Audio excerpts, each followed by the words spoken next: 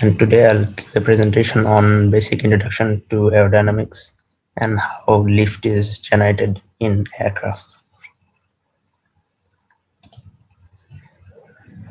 Aerodynamics is basically the way air moves around things, as we can see from the diagram below. In other way, we can say that aerodynamics is the study of objects in motion through the air, and it deals with the forces that produce or change such motion. The rules of aerodynamics explain how an object, for example, kite or aeroplane, is able to fly. Also, by applying the rules of aerodynamics, we can make the cars more fuel efficient and can achieve higher performance by reducing air drag acting in the car. Forces on an aircraft. These are the four forces that act on the airplane in flight, and they work against each other. For example, drag works against thrust, weight works against lift.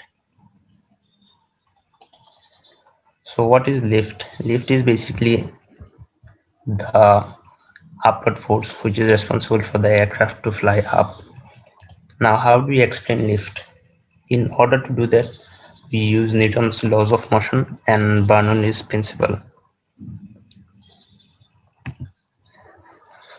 So what is Bernoulli's theorem?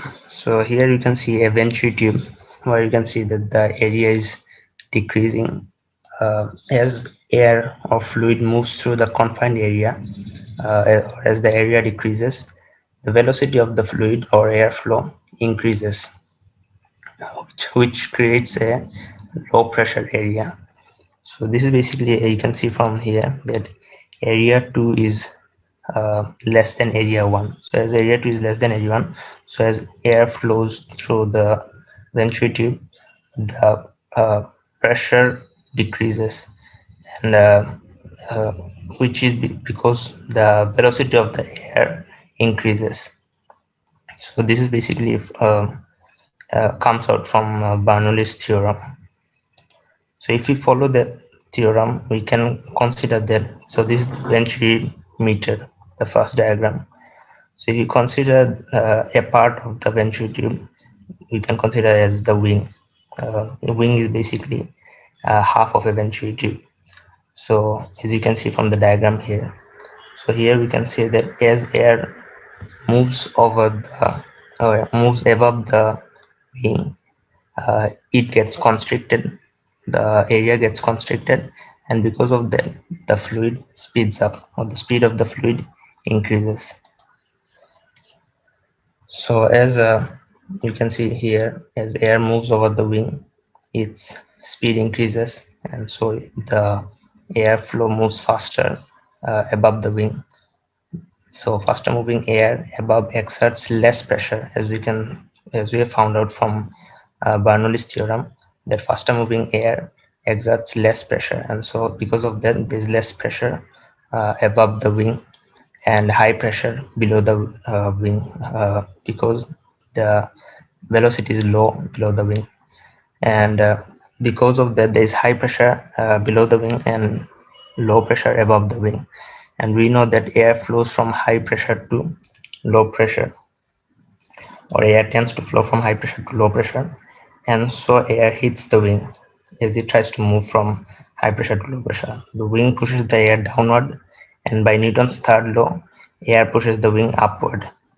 If lift is greater than weight of the aircraft, then the aircraft accelerates upward. If lift is less than weight, aircraft descends downward, and if lift is equals to weight, then aircraft doesn't move upward or downward, it maintains the altitude.